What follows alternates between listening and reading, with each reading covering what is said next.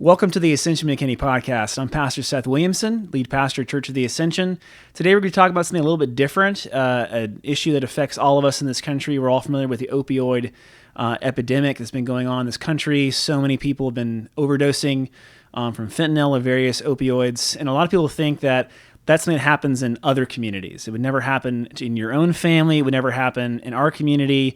But even us here in Collin County are seeing a rise in opioid-related deaths and drug addiction. So I have a special guest on today, Dr. Paul Chabot, right? Chabot, close enough. Chabot, almost No got worries. it. Dr. Paul Chabot, who's going to be on here talking about his new organization, Drug Free Collin County, and the issues going on with opioids in our own town. So, Paul, welcome to the show.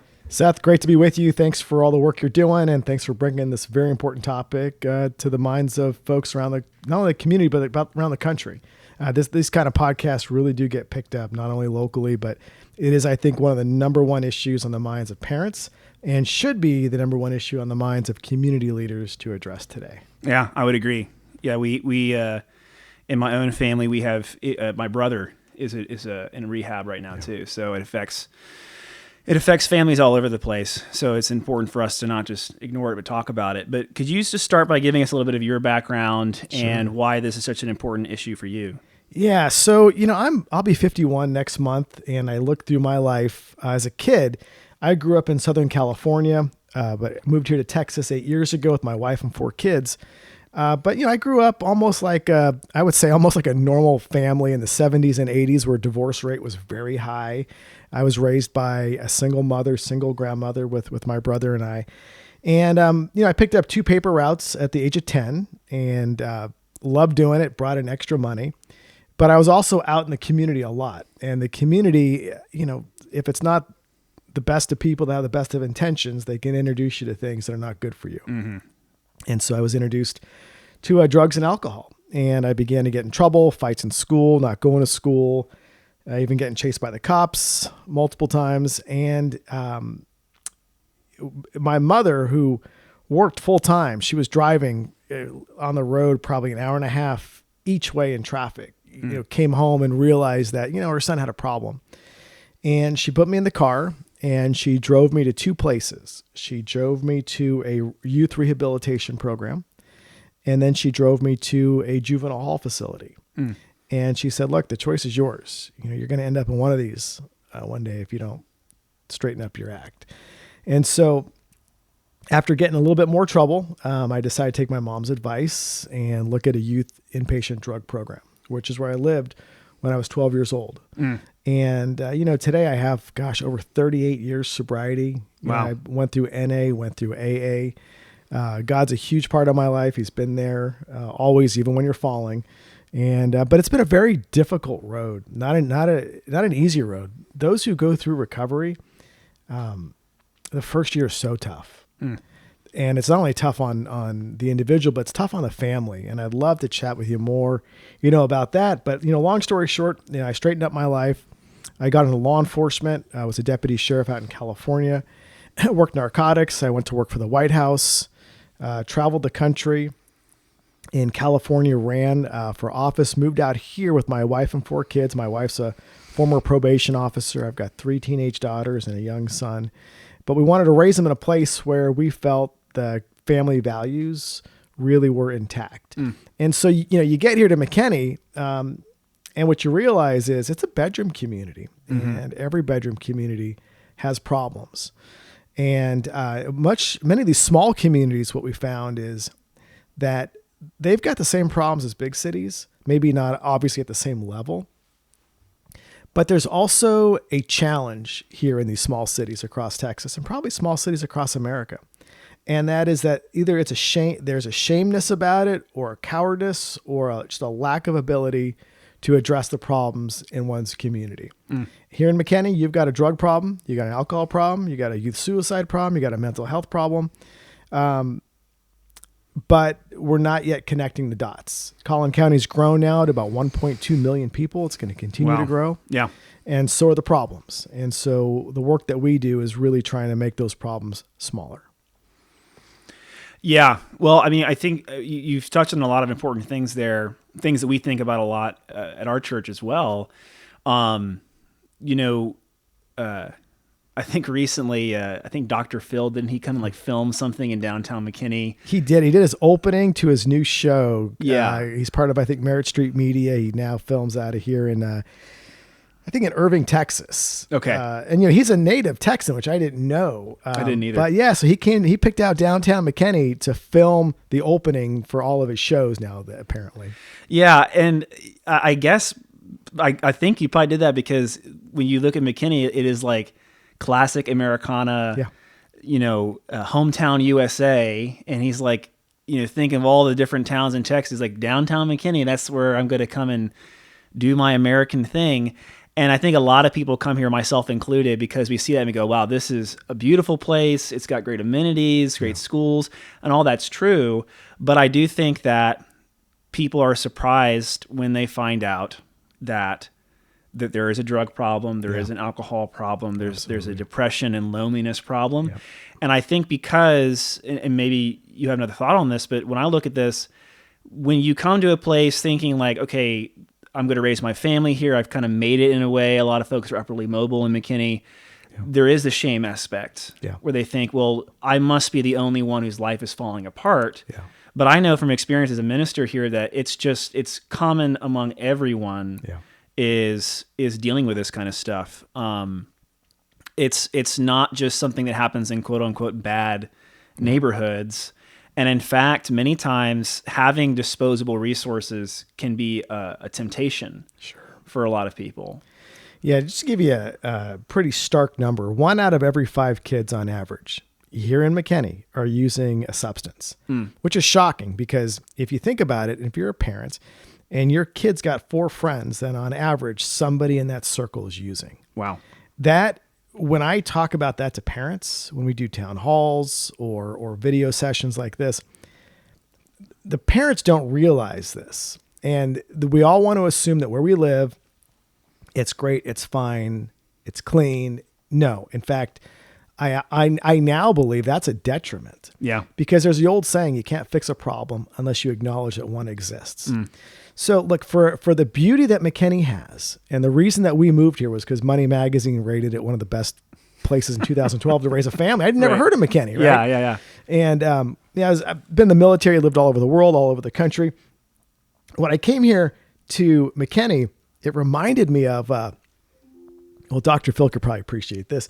In LA, you've got Universal Studios, and you've got the backdrop where they filmed all these historic movies from the 20s, 30s, 40s, 50s. And one of the backdrops is a Leave It to Beaver Street. When I came to McKinney and I'm driving around, it reminded me of a kid going through the backdrop tour on the tram bus through Universal Studios. Everything was clean and there was no graffiti, and it was just, all the lawns were manicured. And that's not how I grew up. When my parents got divorced, we moved away. We couldn't really afford a great home. We lived on a dirt road, middle of nowhere in the high desert, no central air, no central heat, a septic system with issues. And so, we picked ourselves up by the bootstraps. But in doing so, I've really had a chance to explore both sides. Right. And the challenge here in McKinney is the same in Frisco, the same in Plano, the same in Allen. And that is that for some reason, there is this lack of an ability to have a greater discussion and awareness of drugs and alcohol. An example, and one that's concerning, but one that I think is easily fixable, is most schools in Texas do not participate in what is called the Texas School Survey. It's a survey funded by the state of Texas, run through Texas A&M University through a grant, that does measures at schools to determine mental health, drug, alcohol abuse issues with kids. And how do they do it? It's a confidential, really quick survey of students that are done. It's non-punitive. Nobody knows who fills it out. And that data comes back into a system, and they can identify challenges in your school or your community. It's like 25 cents a kid. I mean, it doesn't cost much. Wow. Most schools don't do it, Pastor. Do you know why most schools don't do it? Tell me. It's not because of the time that it takes. I'll be very honest. The reason they don't do it is they're afraid of the results. Because here's the thing. Let's say McKinney Boyd does the test, or any other school does this, and you do it once a year, once every 2 years. Well, those results become public record. Oh my gosh, look, now all of a sudden 1 out of 5 kids are using at Boyd High School. Well, now think about it. Now, nobody wants to go to Boyd because they got a drug problem.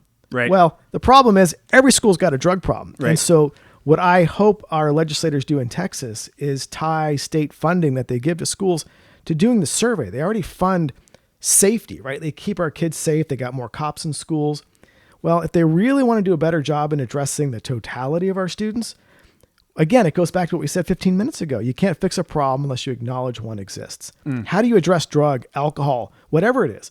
We don't know what we don't know at the local level, but what I can tell you is what trends say throughout Texas and the country. And I guarantee you it's happening right here in McKinney, Prosper, Frisco, and the private schools. Oh, yeah. There's no, you're not safer off from these issues at the private schools. In fact, if you get into these wealthier areas, there's a higher use of the more expensive drugs. Right. The cocaine, you get in the poorer areas, it might be, more meth, heroin, depending on the cost. But hitting on the opiates, hitting on the overdose. When I used to use, nobody thought of really overdosing unless you were a drug addict. Right. With fentanyl, you don't even have to have used anything in your entire life. And just the very first time you try it can be the last time, which is why the DEA and others have a very strong campaign out there about one pill can kill. Yeah. That is important not only for parents, but for kids to understand, because I'm going to go into another challenge here, if it's okay. Sure. Because I think this is where we save lives. You've got all these CBD and vape stores that are opening up all throughout McKinney. In fact, there's more stores selling synthetic marijuana you've got more stores like those than you do coffee stores in McKinney, which should say that, we got a problem. And then the other challenge is the city advocated to allow for bulk alcohol sales all across McKinney, which they brought to the voters. The voters passed. Well, now you got two convoluting problems of these pop-up alcohol stores all over the place. You've got these CBD vape stores all over the place. It's a messaging to kids, and they're not seeing an alternative anywhere other than maybe Red Ribbon Week. But folks, that's 1 week out of a year. Yeah. And it's not enough. And we know it's not enough. Right. Well, just some of my own, I've never had a substance abuse problem myself. There's a lot of it in my family. We're of German stock. And so, our people like to pull a cork. But pull a cork. I haven't heard that one. That's my line from True Grit. I love that movie. But like I said, my brother, who's 2 years younger than me, this is something he really struggles with. And we went to a private Christian school in Virginia. Yeah. So, and a lot of parents would send their kids to our private school because they were getting in trouble in public school. And they think, well, if I just send them to parochial school or just send them to a private Christian school, then that's going to be the end of it. Yeah.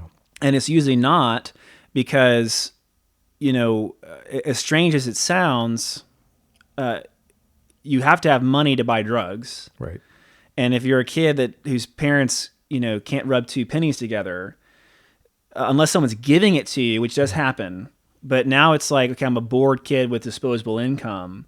And just because there's a cross over the door does not mean that the people in here are not going to be susceptible to the same pressures and temptations that everyone else is. And so, he's still in rehab. He's going through the rehab process, and that's a long journey for some people, especially when he was using since he was 15 and now he's almost 30. It takes a long time to get through that, but I know from personal experience with him that you can go to a lot of these shops and get all kinds of stuff. Yeah. I remember when they first came out, and I thought it was a pretty good thing, because you probably remember when all those vape shops first opened up, it was literally just nicotine vaporizers. Yeah. And the whole thing was, we're going to help you quit smoking. That's right. Yeah. And my brother smoked cigarettes, and so he was trying to quit. And so I went into one of those shops with him, and every poster on the wall was talking about what happens as you, like after 24 hours of quitting smoking, and this happens, 40 hours. It was all very positive. Right. And it was like, hey, this is going to be a good thing. We're going to lower lung cancer rates. Found out that wasn't actually true, because there's other stuff in the vapes. That's right. But it really quickly kind of devolved from there. and went away from this is a smoking cessation product to now what else can we put in the vaporizers? We can put CBD, we can put THC, we can put other psychoactive substances in there. We can sell kratom, which I'm pretty sure is illegal in the country it comes from. There's all these sort of things. And, in our tradition, the Anglican tradition, we're not like some other Christian traditions where we think that drinking in general is a sin, right? We do believe that there is an appropriate way that you can use alcohol. But yeah, it's a problem if all you ever see around you is excess and abuse of the substance, and it's a facet of everything you do, it's very hard to imagine a life different from that. Yeah, the old saying is, if adults can't say no, how should we expect our kids to say no? Right. And that, again, it goes back to what are they seeing? Given, social media is a mess. If you go on there, the internet, that's toxic enough. In fact, I think our kids they are living in uncharted territory because they're living in a real world, which they're not really here all the time, and then the virtual world, where they're on a computer, iPhone, getting all that streaming. And if you look at the messaging on there just for drugs or alcohol or violence, it's different than like the Donkey Kong, the Pac-Man that I was playing occasionally on Nintendo. It's a completely, and we as parents and adults, the challenge that we have is a lot of people don't like to admit when they're wrong or they don't know something. Yeah. They're drinking out of a fire hose, literally, if they were to say, okay, Pastor, okay, Paul, I want to get smart on this stuff. Well, I can't do it in 10 minutes. In fact, I can't even get myself smart enough because things are changing significantly. To give you an example, we talked about the stores here in McKinney that are selling, marijuana. So how did this happen? We thought Texas is an anti-marijuana, anti-drug state. Well, it is, but what became a mess a few years ago, Congress passed what was called the Farm Bill, and in there was hemp. Well, why and how we got here today is the people that hemp is looks like marijuana, byproduct marijuana. You can change the chemical compounds. You can do dry weight, wet weight. You can begin to manipulate the product and actually create a very high potency marijuana. You got Delta 8, Delta 9, just change a chemical here or there.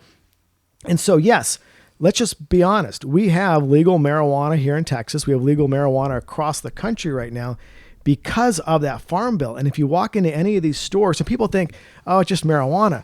No, the marijuana I was smoking 38 years ago was about 1% tetrahydrocannabinol. Right. Maybe 3%, basically ditchweed.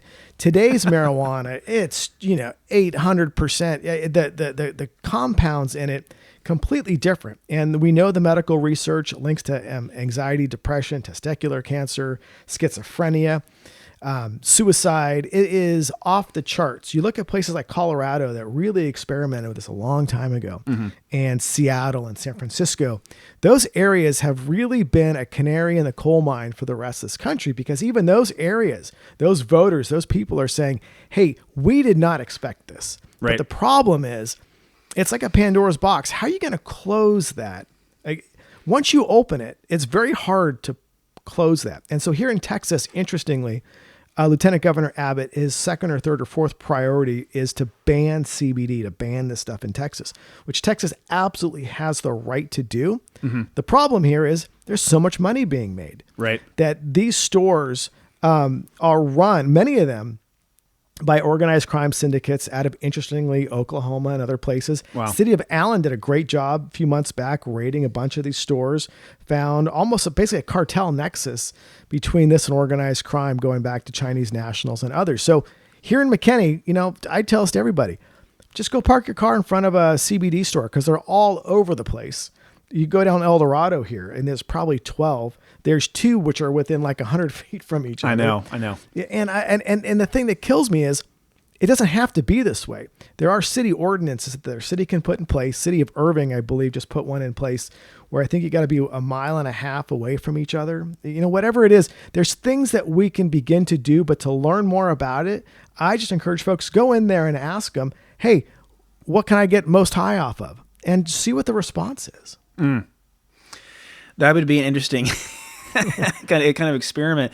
I'm really glad you brought up the THC and marijuana, because that really is that was my brother's drug of choice. Yeah. And I remember when I was in seminary, I heard I guess he was a guest lecturer in one of the counseling classes, but I was walking past and I heard that he was talking about drugs. And so I paused and I stood in the doorway, and he said this. He said, back in the day, you had to smoke an acre of marijuana to get high. Yeah. And now you smoke like one puff and it's like you're on another planet. Yeah. And I don't think people realize, but I mean, what happened is, because this is an illegal substance and the cartels want to get the most bang for their buck, they've genetically modified these plants to get stronger and stronger so they can essentially fit more drug into the same pound of marijuana and thus be able to sell it for more. And it causes, my brother went through several schizophrenic episodes. Yep. It is especially among young men who are more susceptible to schizophrenia in general. They are experiencing, they probably would have never had schizophrenia except for the THC. And so I think people need to understand things have kind of changed, and so I think another important thing to talk about is I think some people, and obviously we're in a really politically charged environment and we're a non-partisan organization as a church. We want to reach people from any political party. We want to be salt and light. Right. We have people at our church all across the spectrum, Democrat, moderate, Republican, even anarchist, Sure. So I think everyone comes to this and it's sort of a Rorschach test of where they fall politically. But I think sometimes people, they hear us talk about, regulating this or shutting this down, or why not just let them make money or that kind of thing. And it comes down to, and this comes back down to the Christian idea of what is work, because we were designed to work. We were designed to be productive. Adam and Eve had a job before the fall. That's part of what it meant, that to be human, to be in the image of God, is to create and work. But there is a distinction that Christians have classically made between, good work and bad work. And when that these substances are causing suffering, that they're destroying families and destroying lives, and it becomes about the profit, that's not just, I think at that point it's fair for us to say, is this actually adding to our community, or is it taking away from our community? The other thing I'll add too is it's frequently compared to alcohol. Now, you and I both know that alcohol is a very powerful drug. Yeah, absolutely. A lot of people struggle with it. And then there's a lot of population that doesn't struggle with impulsive drinking, that sort of thing. But all these drugs are frequently compared to alcohol. And I think one of the big differences, and it goes back to the uncharted territory comment you made, is that humans have been drinking alcohol since we started farming. Yeah. A really long time ago. It was a way to save grain. It was safer than drinking water. There are lots of reasons that we began to drink alcohol. But alongside of that, there was a culture around drinking put in place that essentially was social norms, practices, traditions, celebrations around the use of alcohol that are supposed to be safeguarding it. So now we know what is the safe and good use of this and the improper use of this. We don't have that for any of these other drugs. There's nothing like that. You cannot see. It's different than toasting your daughter at her wedding. Yeah. And a lot of these drugs are new because we're making them in a lab. And so again, it's just so uncharted territory. And I think that's why the education aspect is so important, and not just sticking your head in the sand, because we assume it's like the 70s, where you can smoke a joint and that's okay, unless now that joint's been laced with fentanyl. That's right. And it's just it's not the same thing anymore. It's not. And kids, the minds of youth, research shows, continues to develop to the age of 25. So anything that they're doing to their minds negatively, drugs, alcohol, is impacting their future growth, their future potential. So one of the ways that we try to help kids understand this is, look, you know what, if you're going to try something, don't just delay past 18, delay past 25, and really try to show the future. But the great news is I don't mean to say it's a trick, but once you can get people past that door at 25, odds are they're not going to try it anyway. They've already grown, beyond that. They might be into a career and marriage and family. But there is the closest thing we have to a silver bullet from a parent perspective, I think, is something that actually some of our public schools do a very good job in. And I'll backtrack on this by telling you a little something about the U.S. military. That, you know, we are a strong military, obviously, but even during Korea and Vietnam, God bless all the men and women that served. They came back to this country, but many of them dealt with addiction problems, certainly after they got back, but actually while they were serving. Right. And research shows that on average, about 50% of our men and women in service in that age of the Korea, Vietnam were using illicit substances. And why I say this is because fast forward to today, fast forward to the last 20 years in the U.S. military. Since we've been drug testing in the military, our usage rate went from, 50%, 50 years ago to now then less than 0.5%. And the only reason for that is largely because of drug testing. Wow. Everybody knows they can get drug tested. You get popped, you get outed. Our schools have begun to implement drug testing, non-punitive, random drug testing, but primarily only for those involved in sports or extracurricular activities. What we found through years of research is that kids actually like to be able to have as an out, because if they don't want to use drugs, to say, look, I don't want to use because my mom or dad drug test me. So on our website at Drug Free McKinney and Drug Free Collin County, we've linked up with a drug testing company here in McKinney, where if you go in there and say, hey, Drug Free McKinney, they'll give you a discounted rate and you can test your kids. I test my kids. And I test them because it's critical, because I also know how important peer pressure is and can change them no matter how well I think I'm raising them. But it also gives them that emergency line to pull. If they just can't say for some reason no, if they're in a group or whatever it is, they can say, look, I might like to, but man, my mom or my dad drug test me. And if they find out, I'm going to get busted or kicked off the team. And so that honestly is one of the best approaches we have for parents that are saying, look, what can I do? Drug test. That's really interesting, because I think a lot of parents, their intuition would say that would seem overbearing, or I don't want to seem like a helicopter parent. But what you're saying is, I'm assuming there's been like a survey done of students, and their response is they actually, they like you said, they like having the excuse. That's what the kids are saying. Absolutely. Because most kids know that there's some danger behind this, and we know through societal pressures, peer pressure is so strong, especially with kids. So if what we can put in place, right, to help them have an out, obviously we want them to say no. We want them to say no, but we also know how damning peer pressure can be for young kids, right? Especially kids that are getting bullied or feel like they don't have friends or they want to fit in. This is the segment to where they pull out that card, and and from a parent perspective that's worried about this, I've gone and read about and talked to too many parents that lost their kids that always said, no, not my kid. But it was. When I was a police officer taking kids home at night, parents would say, not my kid. Yeah, this was your kid.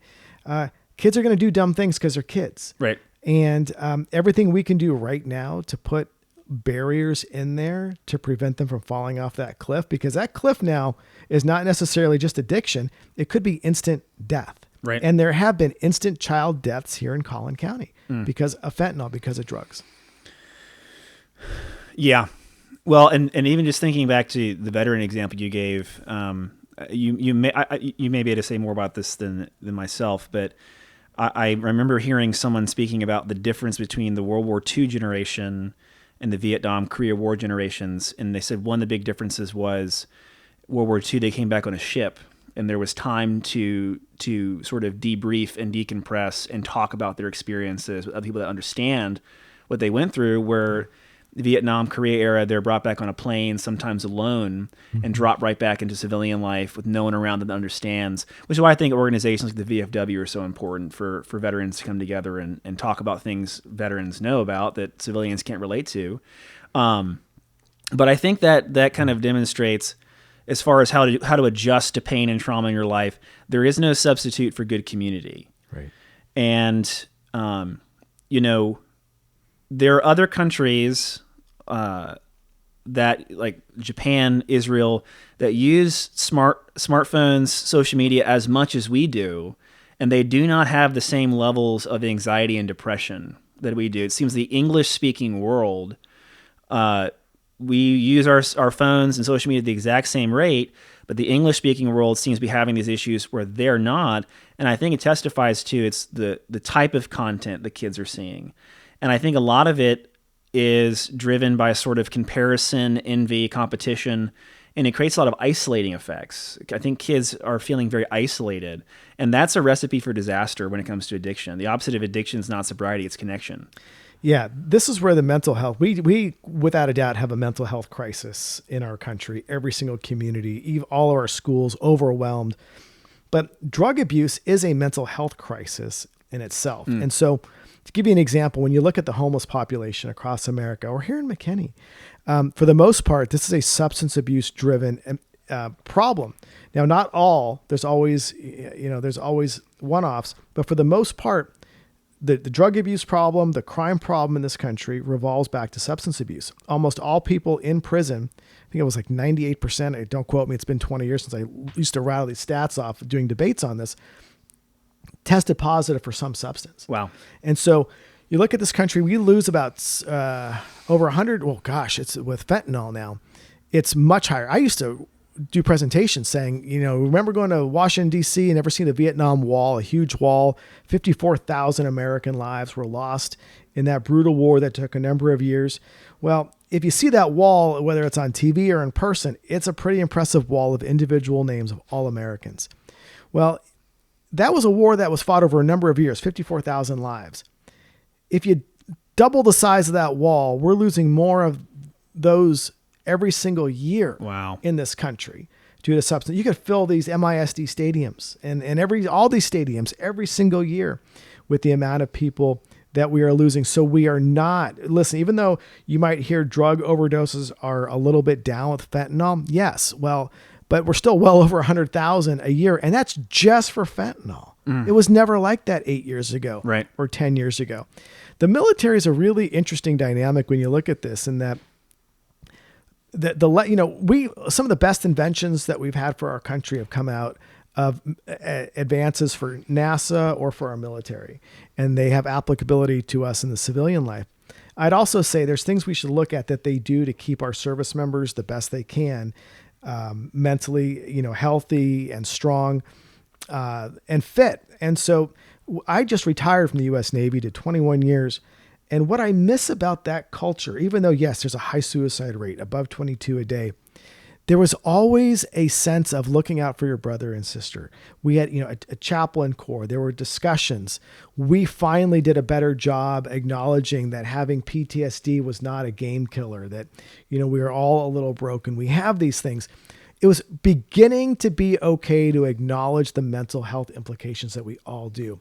There's still a stigma. Right. In general society, that if I had to talk to somebody, if I got to talk to a pastor, if I got to talk to a counselor, that all of a sudden I've got a problem. We've got to break away from that, and we're not there yet. Yeah. Well, I mean, that really is true. And on March 5th, we're starting the season of Lent, and for Anglicans, it's a little bit different than for Roman Catholics as far as how we practice it. But one of the things that is true for both groups is that we emphasize confession during that time. Yeah. And that's something that we emphasize. It's not as common. I don't hear confessions all day like a Roman Catholic priest, but I have taken confession from people. And I think there's something very powerful about confession. Absolutely. And I think that's why the Lord has asked us to do it, to not just ask, hey, I'm in general a sinner, I'm in general a broken person, but to get specific about what it is you're dealing with. And when someone comes to me, and we'll be promoting this for our church, hey, during Lent, if you have a habitual sin, something you're struggling with, something that's really bothering your conscience, come to confession and receive absolution. But what also is done in the middle of all that is pastoral counseling, is that you get to have someone encourage you and speak into your life and point you in the way that you should go. And what's really great about it is at the very end of the liturgy, when we finish confession, they've admitted whatever horrible thing it is, or maybe it's not that bad. They would like to admit to me, and I give them some advice as a pastor and then absolve them. Is that the very last thing I say is, pray for me too, a sinner. That's right. Those are the words that I dismiss them with, is pray for me too, because I'm also a sinner. Right. And there's sort of a leveling there. You're not coming to me because I'm better than you, and I have some kind of secret knowledge that nobody else has, or I'm perfect. I'm a sinner too. I'm a beggar pointing where the bread is at. And I think in a culture where we do so much comparison, there's so much envy and competition in lots of ways, we are afraid that we're going to be the only one. But usually what happens on the other side of confession is community. Mm-hmm. That when you confess, you're now invited into a group of people that struggle with the exact same thing. And through community is usually where you find freedom. So I think obviously one big thing you've been saying, and to all those out there listening, is if this is a problem in your family or you have this problem, you have to admit it to somebody. That's right. You have to be willing to say, yeah, I don't have it all together. I mean, that's one of the first steps in AA. That's good. It's exactly what I'm thinking about. Every time you're in an AA meeting, and if you're going to speak, you say your name. I'm an alcoholic addict, or I'm an addict. Whichever way. But you admit, and you're still admitting. And as it was raised into me through NA and AA, which, by the way, there is a strong faith component to it. Now, given people take their higher power for different areas, for me and many of us in NAAA, it is God. And so there is this strong faith component. It's a humility component. It's admitting that, we still do have weaknesses. And unfortunately, many of us in recovery relapse. And so there's this saying that, relapse is part of recovery. I don't like saying that because I don't like setting the expectation up in people's minds that they should be set up to fail. But for those of us looking outside in, we've got to understand that the population that we're dealing with, especially if they are a drug addict, and a drug addict is at the farthest end of the spectrum. It starts off with experimentation, social use, abuse, and then addiction.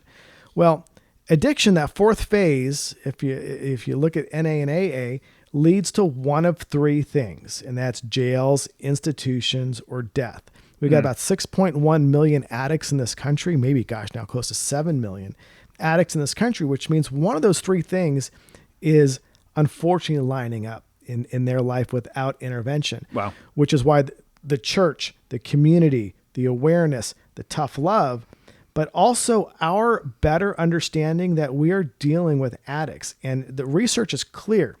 The mind of an addict is different of that person before they were addicted to drugs, because now the brain of someone who is addicted, they're largely only looking and doing things to help support that next high. Wow. Which is why you look at property crimes. A lot of drug addicts may not be violent people. They might have violent tendencies of outbursts, but they're not sober out there intentionally harming people. What you find often is people addicted to drugs who are breaking into cars to steal the purse, the stereo, to go sell it to buy something. Right. Of course, they can become violent under the influence of these drugs, but that is the better awareness for a community, is what is it that we are actually dealing with. Right.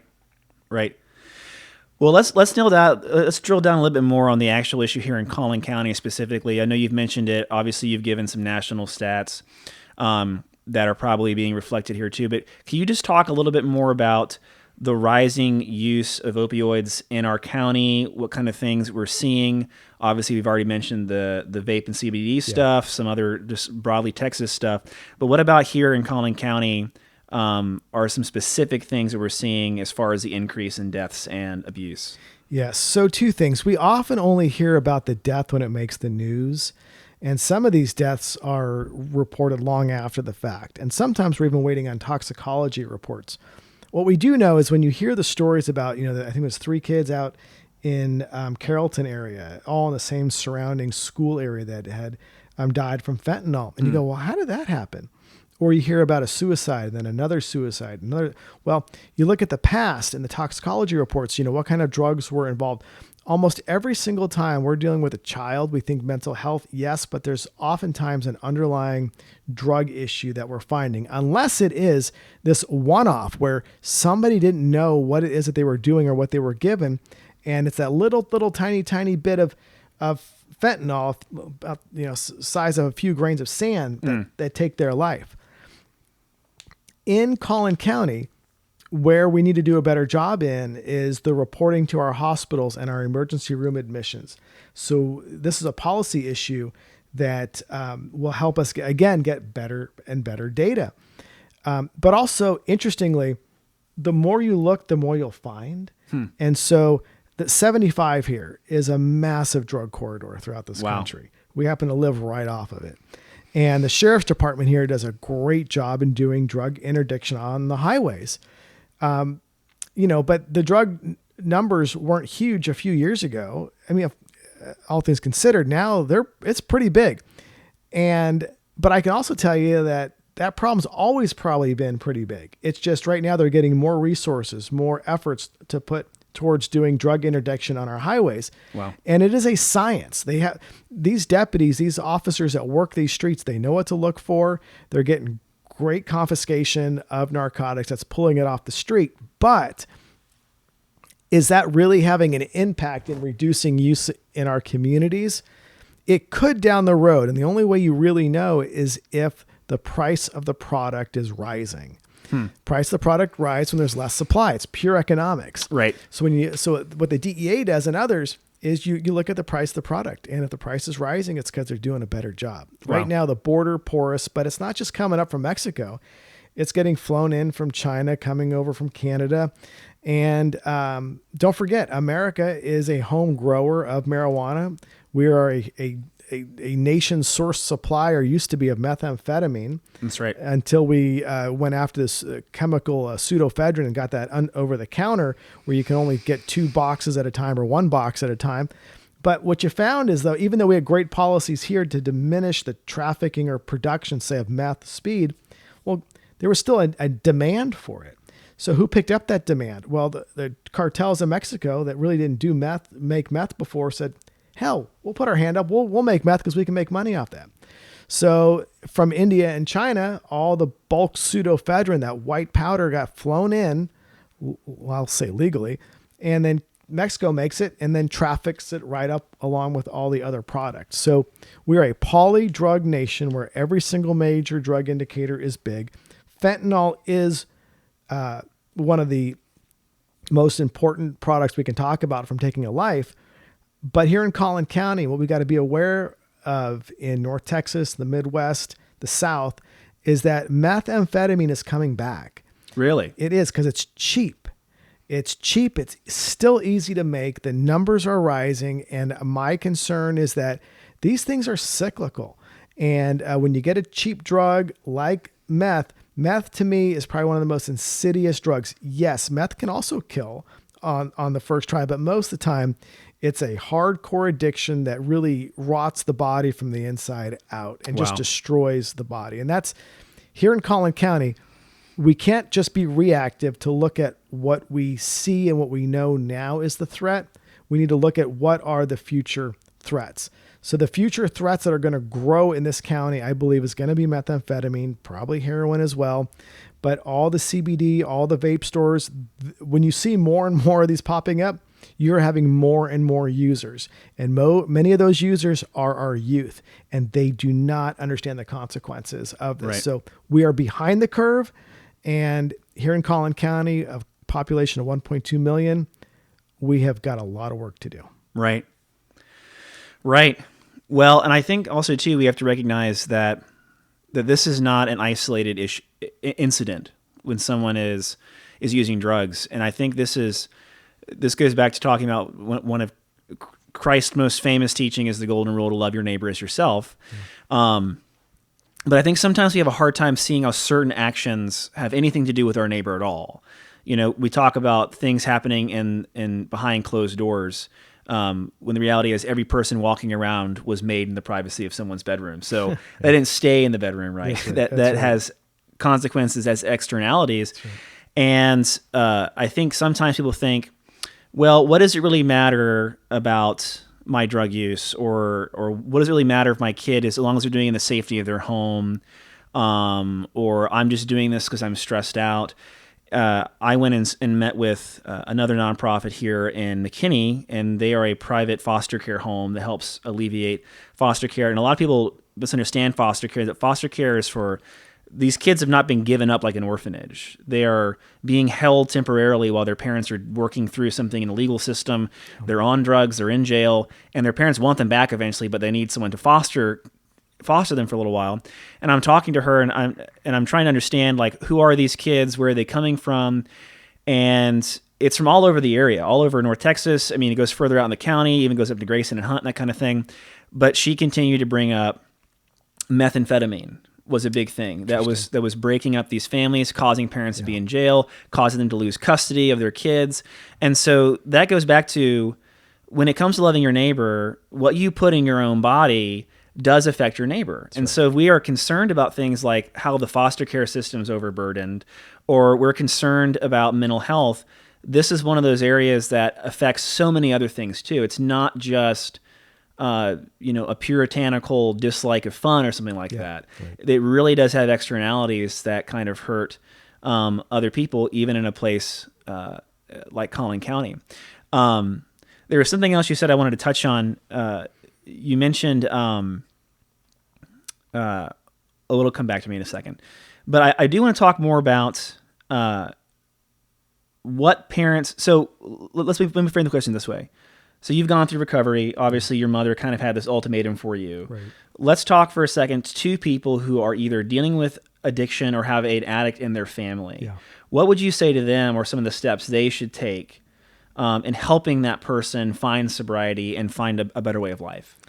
Yes. So let's just say you're dealing with a child. Tough love is so important. We can't be a friend. You've got to be a true parent to your kid.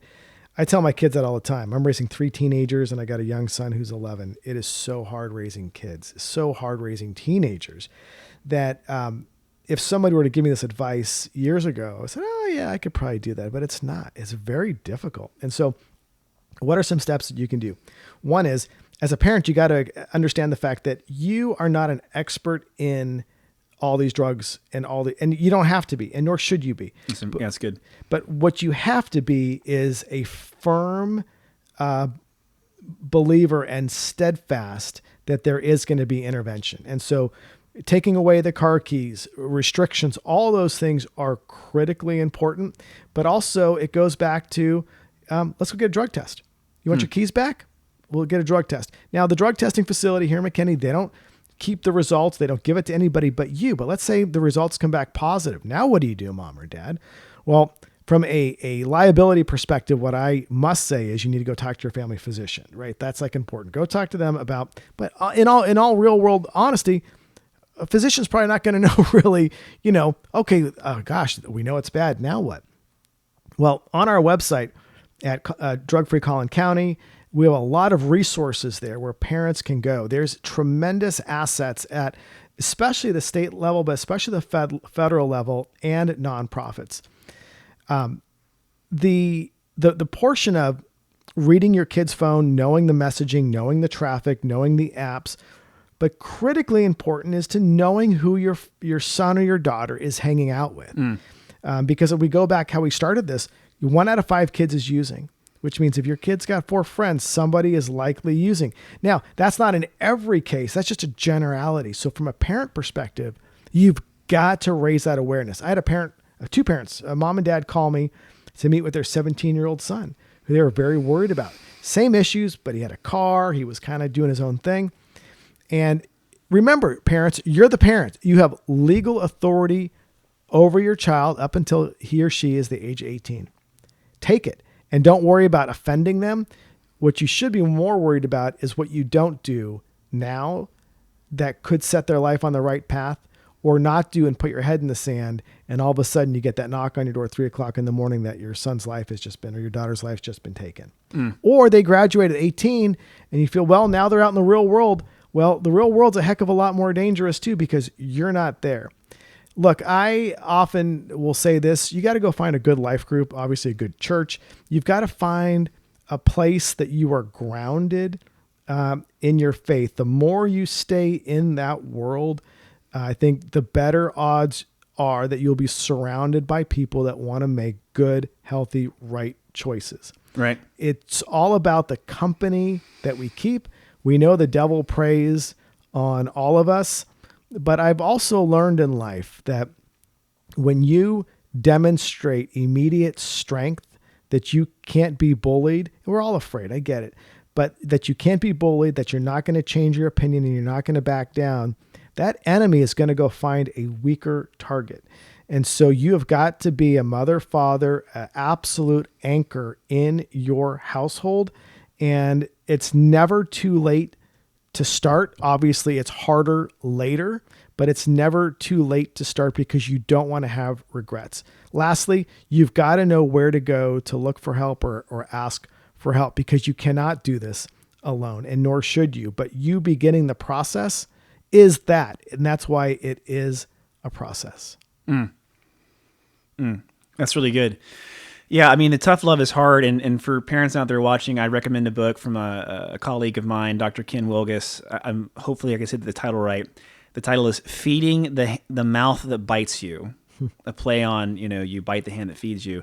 But it's a book about parenting teens, and it's all about planned emancipation, that sort of thing. So that's another resource for parents, because you're not dealing with a child anymore. You're dealing with someone that has a little more brain power, a little more willpower, and are essentially adolescents now. They're young adults. That's right. We kind of created this thing called being a teenager, but for most of history, they were just young adults. Mm-hmm. And so it is very challenging. And I think that's an important thing to recognize too, is that for people like myself, a minister, or you who's working with, trying to help with policy or help people find recovery, is that we all want the very best for people. That's right. We're envisioning a better way to live, and drugs, they promise a lot, but they lie. Yeah. It's a lot of lies that what it's going to actually get you. And so we really want to see communities thrive, and it is not easy. It is not easy, and especially once the drugs begin to take hold, it gets harder and harder to begin to backtrack from that. So two last things I'd like to talk about. Sure. Is the first one is, can you just kind of drill down more into what drug-free Collin County Sure. does? And then I'd love to finish it by talking about advice you'd have for faith leaders, or just your own personal experience in what are some ways the church is doing really good with this, and then how could the church improve in helping with substance abuse issues? Yeah. Hey, thanks. So Pastor, the ability for a community to rally around an effort is important. And we always want to look at this. The most important asset in our community are the kids. And so as a Coalition Drug-Free Collin County, we also have Drug-Free McKinney. We operate off of a state grant and a federal grant to try to serve a population of 1.2 million. It's impossible for us to reach those numbers. We have 4 dedicated, incredible staff, which are spread out throughout the schools, doing various programming. There's a program that is free. They're all free, but one is called Strengthening Families, and we're going to start doing it online, where every Thursday, families will kind of Zoom in with us, with their family, for about an hour. And it's about an 8 to 10 week program. They can come at any time, pick up at any time. And it really goes through those strong sort of parental aspects, research driven, that helps move this process forward. So from a community perspective and a grantee, these are resources that we're bringing in. And if this is of interest to anybody out there, just go to our website, Drug Free Collin County, hit contact us and let us know. Also on our website, we hope to have, and what you will see as the latest and greatest in resources, in data, in links to existing correct places to go to where you can learn the latest trends about drugs that are impacting your community. Because it's not just marijuana, or it could be any of these, GHB, ketamine, Rohypnol, and they all have different street slang names, club drugs, which are coming back. You can't know everything, but at least you'll go there and get an idea, to have a comfort zone to go, okay, now I get it. I see that there is a problem out here. There's a completely different component, which we are not a part of. We just don't do. And that is inpatient or outpatient drug treatment for kids. There's also adult programs.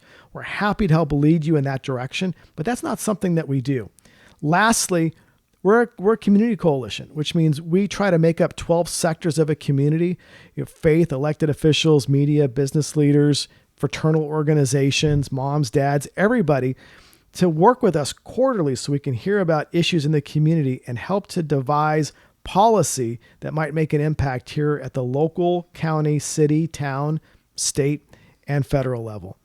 And then your last question, sir, was, I forgot it. Yeah, so let's just close out by talking about specifically the faith community. Yes. And I'm not going to speak for other religions, but let's just focus on Christianity. Where are some areas where you see that churches are doing really well in addressing the drug crisis in our country, helping with sobriety and recovery? And where are some areas that you think the church is kind of dropping the ball? Well, I think almost all churches are dropping the ball, but it's the same reason that almost all parents are dropping the ball. And that is, it is hard for us to keep up with all of these different trends. And so we have to approach this differently and just boil it down to a very simple aspect. And that is, how do we talk to young kids about growing up healthy, spirit healthy, body healthy? They always look about the makeup that kids put on and they worry about the car, the shoes. We have got to, as a church and community and parents, say, you've also got to worry about your mind and your body and what that inside looks like. And from a church perspective, what does the devil prey upon? We know that when we are intoxicated, it opens us up to a lot of dangers. Right. And that to me is probably one of the most damning aspects. I was a state parole board commissioner in California for a number of years on the youth side and the adult side.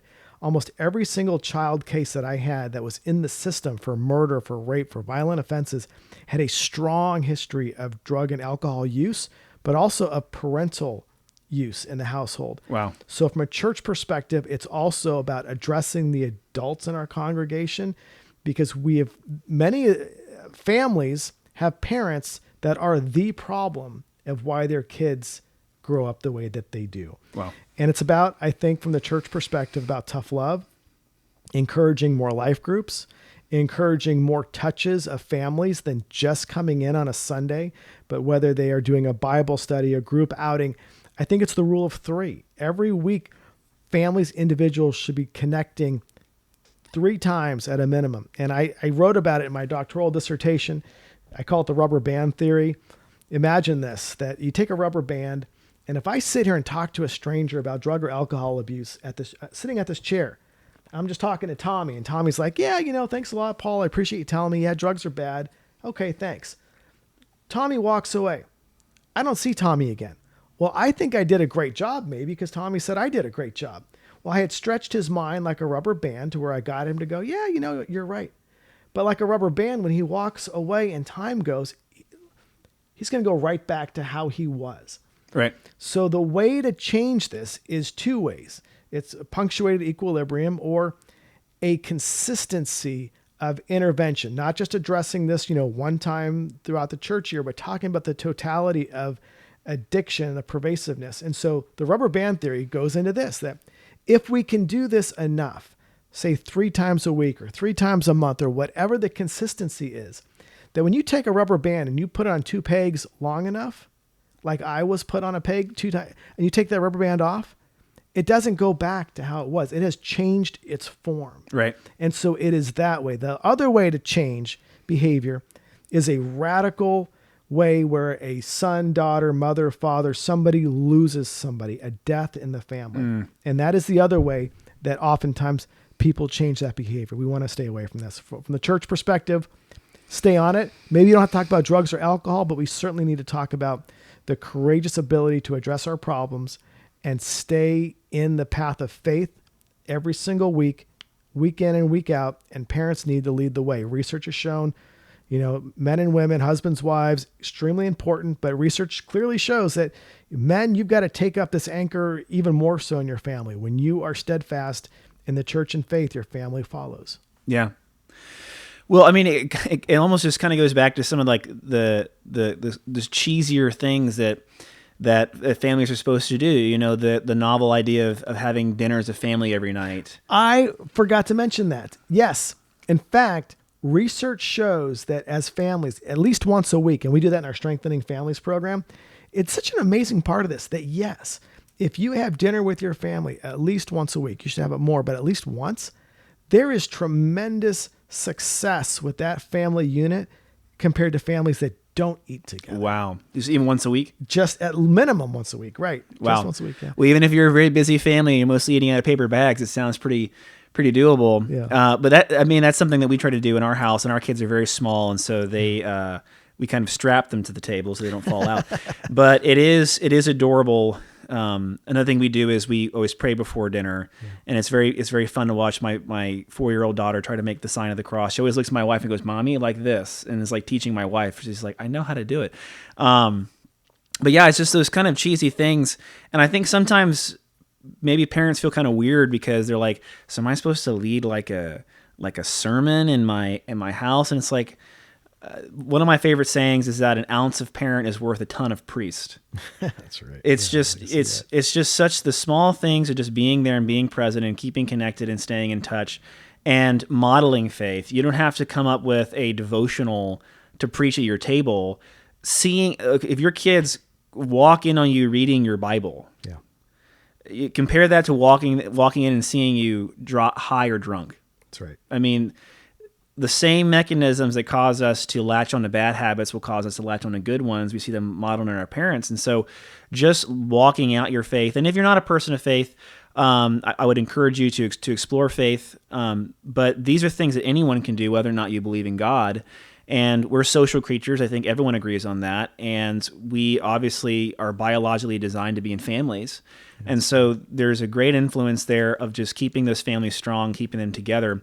But it is true, the churches, there needs to be just an acknowledgement that there's something going on. And I tell the people at our church all the time that it's about long obedience in the same direction. That's right. There's not any one meal in your life where you can say, that was the meal that changed my life. It's almost kind of a nonsense thing to say. And yet when we walk out of a service and we weren't, just enraptured with the sermon, we give up. It's like, no, it's just like you have to eat every day and that sustains you. It's a lifetime of sermons, a lifetime of prayer, a lifetime of community. That's what causes the change. And we can't get impatient with it. We have to just stick with it. Absolutely. But it's challenging.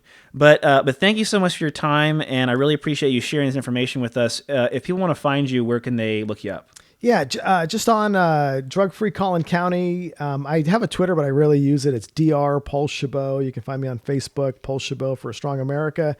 But from the drug issues, drugfreecollincounty.org. Awesome. Well, thank you again, and thank you to all of you who tuned in and listened. If you have any questions, of course, you can leave them in the comments, and don't forget to like, share, and subscribe. Thank you.